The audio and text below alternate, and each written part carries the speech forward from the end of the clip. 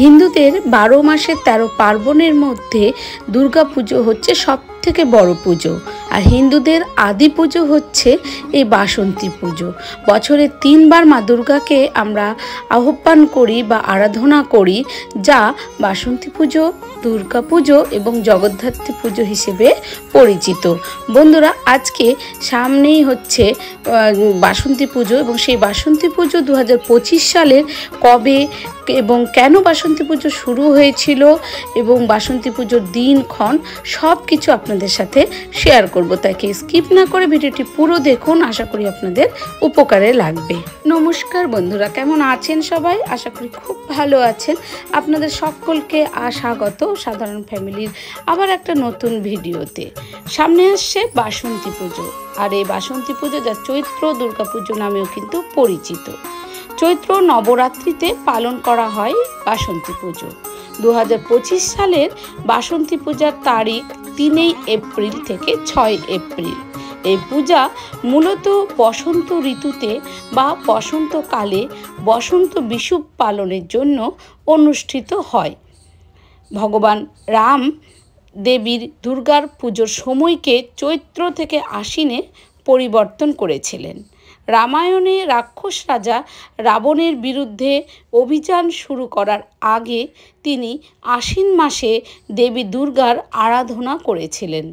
বাসন্তী পূজা ভারতের পূর্বাঞ্চলে, বিশেষ করে বাংলা, আসাম, মণিপুর, ত্রিপুরা, উড়িষ্যা, অরুণাচল প্রদেশ এবং ঝাড়খণ্ডে কিন্তু বিখ্যাত।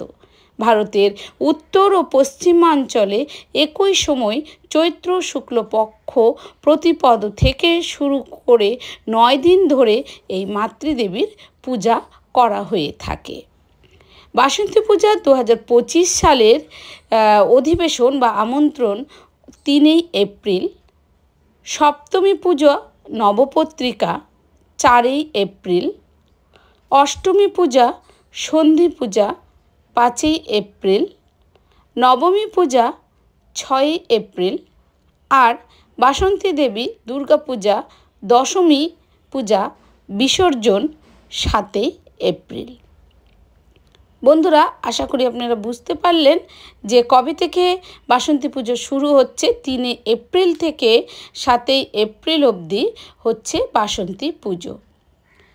কিছু ঐতিহ্যবাহী সার্বজনীন পূজা মণ্ডল এবং ঐতিহ্যবাহী বাড়িতেও কিন্তু এখন উপলক্ষ করে এই বাসন্তী পুজো কিন্তু হয়ে থাকে।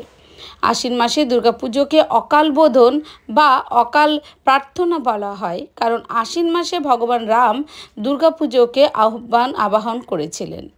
এই সময় পালিত একটি গুরুত্বপূর্ণ কিন্তু পূজা হচ্ছে, আবার তখন হয়েছিল অন্ন পূজা। হিন্দু ধর্মে বাসন্তী পূজা, অসংখ্য হিন্দু ধর্মগ্রন্থে বাসন্তী পুজোর উল্লেখ কিন্তু পাওয়া যায়। আর এই বাসন্তী পুজোকে মনে করা হয় হিন্দুদের একদম পুরনো বা আদি পুজো। বাসন্তী পুজো আদর্শ রাজা সুরত সর্বপ্রথম কিন্তু মা দুর্গার পুজো করেছিলেন, এটা কিন্তু হিন্দু ধর্মগ্রন্থে পাওয়া যায়। তিনি বসন্তকালে চৈত্র মাসে পূজা ও আচার অনুষ্ঠান করতেন। সেই পূজা বাসন্তী পূজা নামে কিন্তু পরিচিত হয়েছিল। ভগবান রাম এটির পরিবর্তন না করা পর্যন্ত লোকেরা এই রীতি অনুসরণ করত। আজ কিছু লোক আশ্বিন মাসে দুর্গাপুজোর সময় করা ভুল এবং পাপের ক্ষমা চাওয়ার জন্য কিন্তু পুজো করেন। বন্ধুরা, আমরা জানি যে আশ্বিন মাসে দুর্গাপুজো হয়ে থাকে, কিন্তু বাসন্তী পুজোই কিন্তু হিন্দুদের হচ্ছে আদি দুর্গাপুজো। বন্ধুরা, এবার বলি যে এই বাসন্তী পুজোর মানে কি করে আমাদের এলো, কি করে পুজো শুরু হলো। তো দেবী দুর্গার প্রথম পূজারী হিসেবে কিন্তু চণ্ডীতে রাজা সুরতের নাম উল্লেখ করা আছে। যোদ্ধা হিসেবে সুরত রাজা ছিলেন খুব দক্ষ। কোন যুদ্ধে নাকি তিনি কখনো হেরে যাননি, কোনো যুদ্ধে। একদিন প্রতিবেশী রাজ্য তাকে আক্রমণ করলে তিনি পরাজিত হন। সুযোগে তার সভা সদস্যরা যারা ছিলেন তা কী করেছিলেন, সব লুটপাট চালিয়েছিলেন। নিজের কাছের লোকদের এমন আচরণ তিনি অবাক হয়ে যান। এই সময় তিনি ঘুরতে ঘুরতে ঋষি মেধসের আশ্রমে পৌঁছান।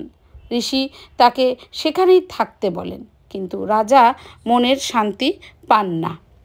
এর মধ্যে একদিন তার সঙ্গে সমাধি বলে একজনের দেখা হয়। তিনি জানতে পারেন সমাধিকে তার স্ত্রী ও ছেলে বাড়ি থেকে তাড়িয়ে দিয়েছে।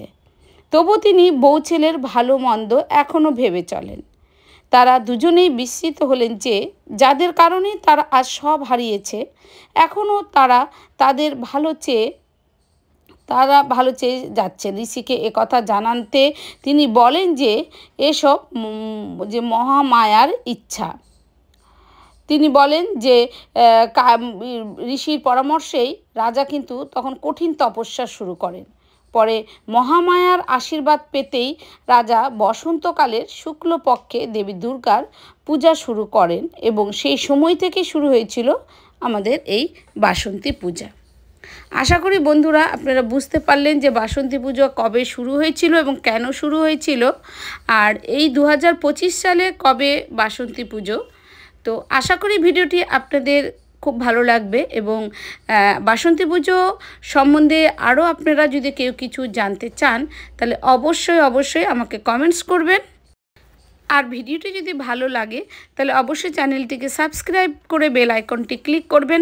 হিন্দু ধর্ম মতে অনেক ধরনের পূজা সংক্রান্ত অনেক রকমের তথ্য আমার এই চ্যানেলে আপনারা পেয়ে যাবেন এবং পুজোর আপনি ঘরে বসেই খুব সহজ পদ্ধতিতে কিভাবে করবেন সেই সম্পর্কিত ভিডিও আপনারা আমার চ্যানেলে পেয়ে যাবেন।